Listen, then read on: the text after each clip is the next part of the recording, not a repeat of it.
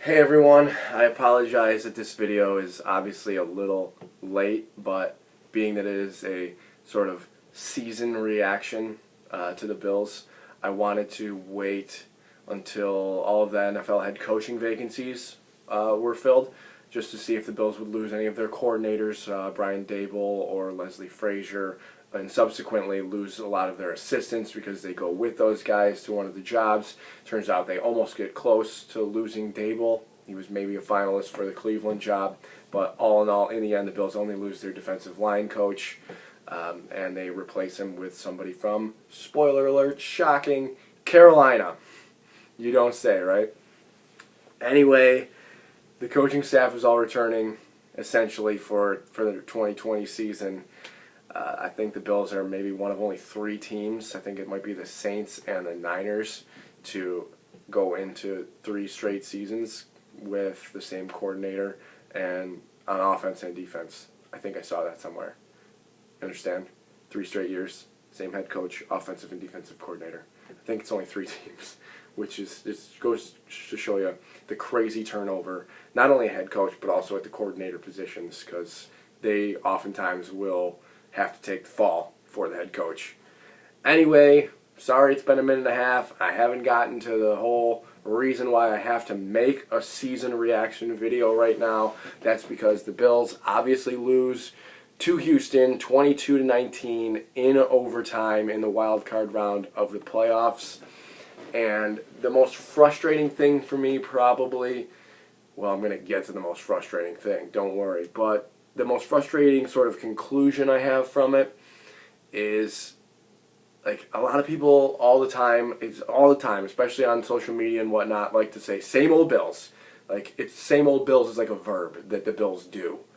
I don't really know how to describe it exactly. They like to get out to a lead, blow it, or get into a close game, something fluky happens. Same old Bills. And this year was different. The Bills hadn't done that all year. They got out to a 9-3 record on Thanksgiving against Dallas, and they would go on to win 10 games. They make the playoffs by week 15 or whatever, by the conclusion of week 15 at least. They have a shot at the division. They're not same old Billsing the entire season. And then they get to the playoffs. I can't really, like, if somebody said same old Bills, I can't really tell you it's not. Because even though I don't think that they are, they did it. If same old Billsing, like I said, is a verb, that's what they did against the Houston Texans. Because they run down the field in 6 plays, they're up 7-0, never sniffed the end zone again. They ran 5 plays. 1, 2, 3, 4, 5. 5 plays in the red zone all day. And they had their highest yardage total of the season, 425. Took them to overtime to get there. But their highest single yardage output of the year, and they scored 19 points. I mean, it's no secret why they lost 4 of their last 5 games. Do we really count Week 17 against the Jets? Not really, I suppose. But 17, 17, 17, 6, 19. The Bills haven't scored over 20 points, or hadn't scored over 20 points, since Thanksgiving against Dallas. So no wonder they lost those games. And that's why in the end of the season press conference, you hear Bean and McDermott. I really actually liked what I heard, because leading into this season, they had said, well, we really need to score 21 points a game. And 21 points would have won them the game in regulation against Houston. But this year, they're saying, we really need to find a way to score more points, because they understand that they're kicking field goals in important spots here. I mean, they had 1st and 10 at, like, let me see, I have this drive chart pulled up. There's a couple different drives where it's just inexcusable to just keep kicking field goals. Once in a while, I understand.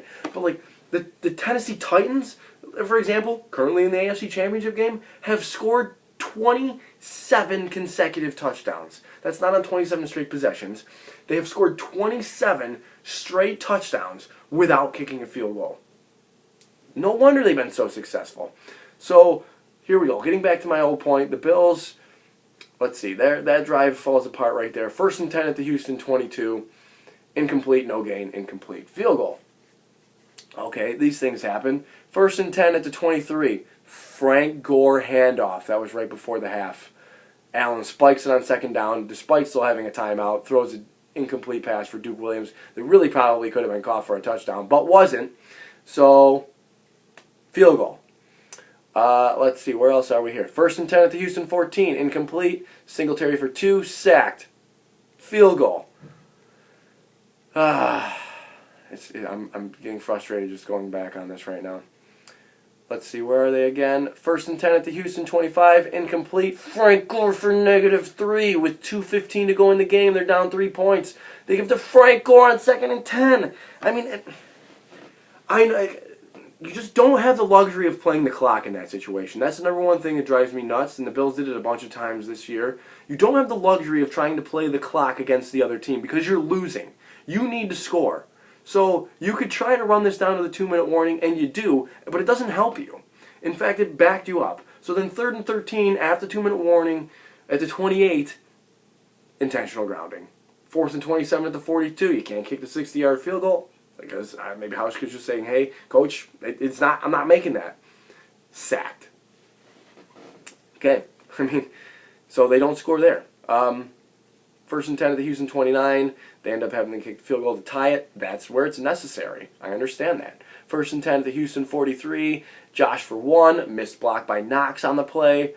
I mean, he had a lot there. They might win the game if Knox picks up Cunningham on that block, but he doesn't. So 2nd and 9, incomplete. 3rd and 9, the Josh Allen rush for 4 leads to the Cody Ford blindside block, which is stupid. It's just so dumb. For him, is he facing his own goal line? Yes, he is facing his own goal line. Does he hit the guy? Yes. Does the guy even fall down? No. So why is it a penalty? Here's why it's a penalty. Because the way the rule is written, by the letter of the law, that's a penalty. And here is where the whole thing comes full circle to me. Did the Bills lose because of officiating? No. I've just gone over a bunch of reasons the Bills lost. I didn't hate the play calling. There's just their inability to score when it matters most. They score a touchdown on the first drive, and they don't sniff the end zone again. They kick field goals. Of course Houston eventually catches up, despite a 16-point advantage with literally 2 minutes to go in the third. 2/3 of the way plus through the game, Bills leading by 16. They have to get this miracle drive, the stop on a sneak of Watson, and then get down there for the field goal to tie the game, which they do to their credit. But did they lose because of officiating? No. Is the kickoff return to start the half completely insane? Yes. Completely insane. Letter of the law, you called Cody Ford on a blindside block. Letter of the law, you let DeAndre Carter off the hook on a kickoff return. For what? For what? In the name of common sense? Baloney. That is total bullcrap. I've seen the alternate refs before. I have. A lot of fans were freaking out about that. Who are these guys? I've seen them before in playoff games. I've never seen them run onto the field to tell the referee who's on the field that his call is wrong. No, this is what happened. Okay. No. You listen to me. This is what happened. DeAndre Carter signals to his kick. This is not a signal. The league has not established that as a signal, but every team uses this to say that they're not returning it. However, he catches it.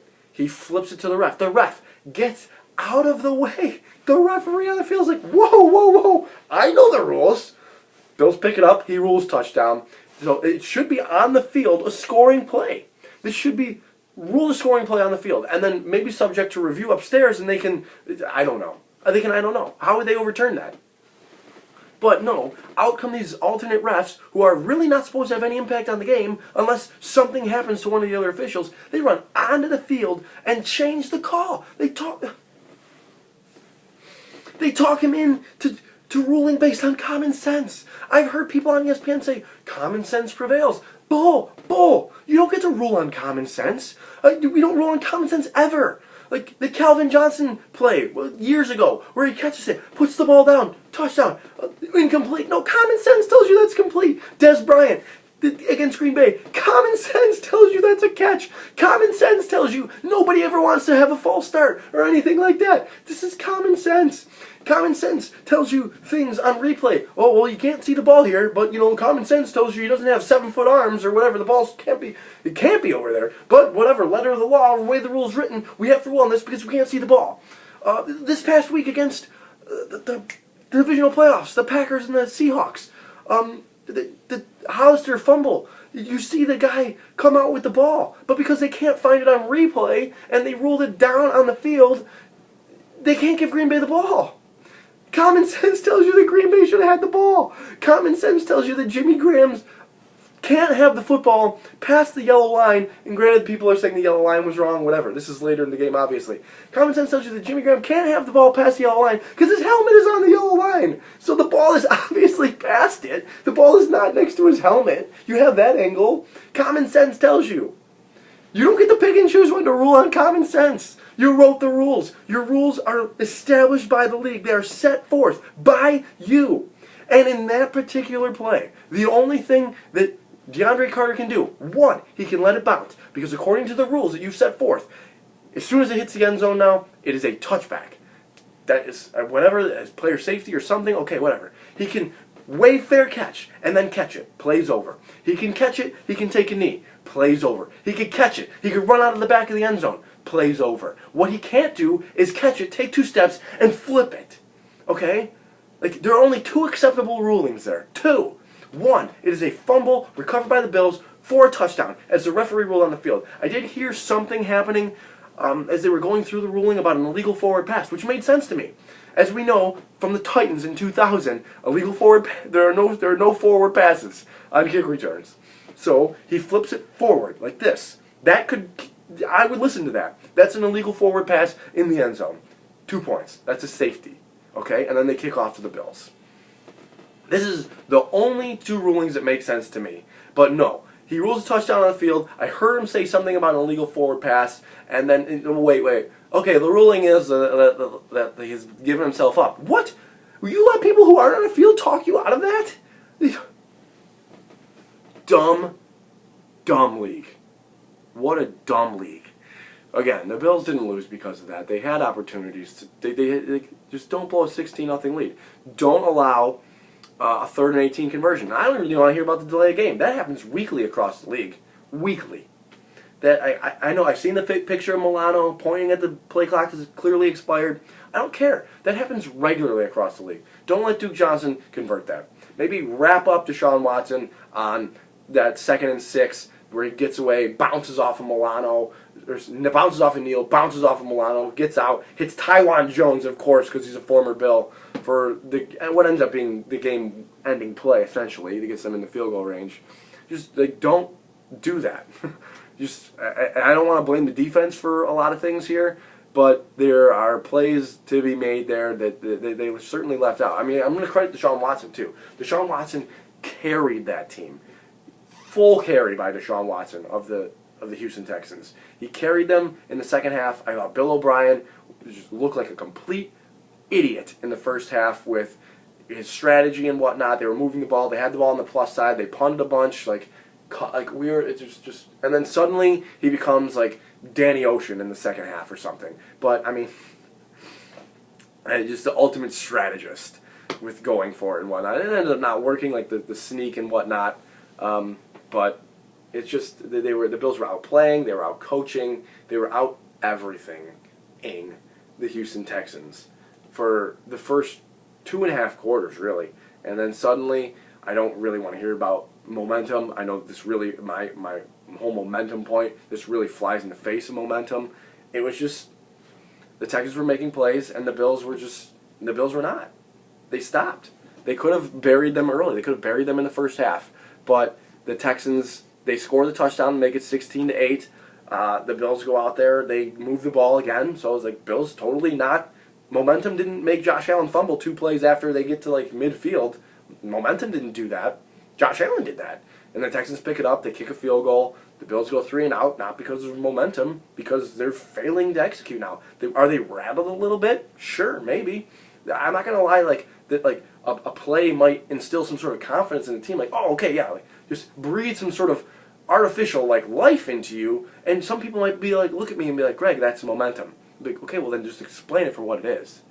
Like, they might, that might breathe some life into them, that might give them some momentum. Anyway, it's 16-11, the Bills go 3 and out, then it's 19-16. Suddenly there's 4 minutes left in the game, the Bills are losing, and they need this miracle comeback. to get into overtime, which they do, much to their credit, and then they lose in overtime.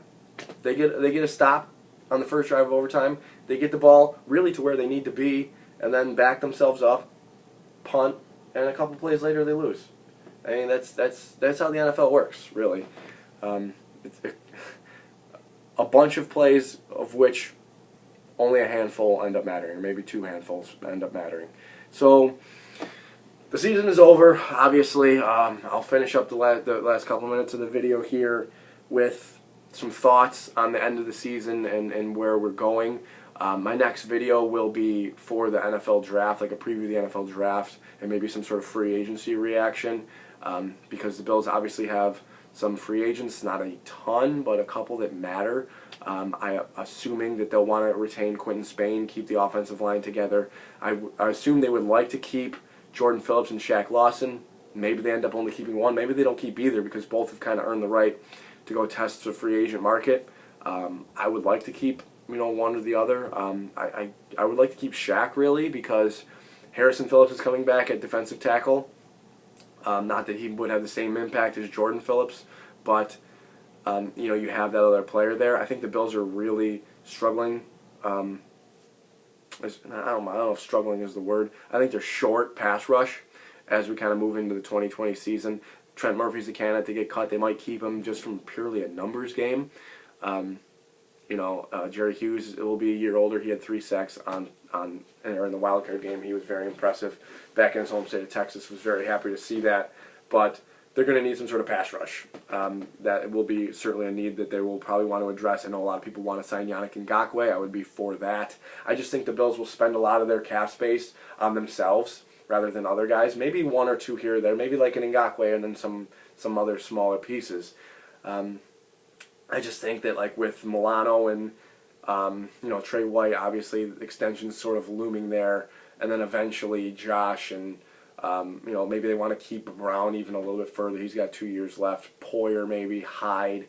These are all decisions they're going to have to make, and I think that despite the fact that they have a ton of cap room and definitely have the ability to keep Spain and Phillips and Lawson, they might think ahead. And I trust Brandon Beane with that because he has really made this cap situation so much more healthier than it was for the Bills under Doug Whaley, and I think that he'll continue to do that moving forth. I was impressed by the number one thing not on the field that I was impressed by in the Bills this season is their strategy, so to speak. The way that they were aggressive on 4th downs, the 2-point conversion strategy, like the attention to analytics and the math about when it makes sense to go for it and whatnot. And that is something that I have sort of preached for a couple of years now. And it's kind of become an area where I honestly almost trust the Bills now because they have shown me, they have demonstrated to me that they are aware of these things, these trends within the game. And they are willing to try it. And it didn't blow up in their face a whole bunch this year, so I think that they will continue to do that. And that makes me optimistic because I feel like Beane and McDermott it's just showing to me as they're heading into their 4th season, Beane technically his 3rd, that they have a grasp on this situation. They pay attention to everything. I get it. And now that they're talking about how they need to score more points, who wouldn't agree with that? I think the Bills clearly need to score more points. I wouldn't count on the defense being as good next year, just because they'll probably be good. But I think defense is kind of a risky thing to gamble on being good with. And they kind of did it this year, and it paid off.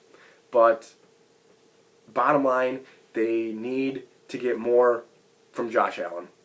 I was super impressed with the way that he progressed from year 1 to year 2, especially even mid-season. He stopped making these cross-body interceptions and whatnot, but they really need to get him out of that hero ball mentality. He kind of did towards the end of the season, but it definitely came back with the laterals and stuff against the Texans. And I understand how badly he wants to win. And I feel for him. I want him to win too. But I think a big target for the passing game is going to be huge. We'll talk about some prospects for that in my next upcoming videos. So I think, like I said, I think wide receiver, defensive end, maybe tight end, they'll look to upgrade. But, I think pass catching and pass rushing are going to be their number 1 go-tos. Anyway, guys, let me know how you're feeling. If you have anything to say to me about the kickoff or the playoffs or next season, let me know. Otherwise, I will talk to you in a couple months for the NFL draft. Thank you guys, as always, for a great season, And as always, above all else, go Bills.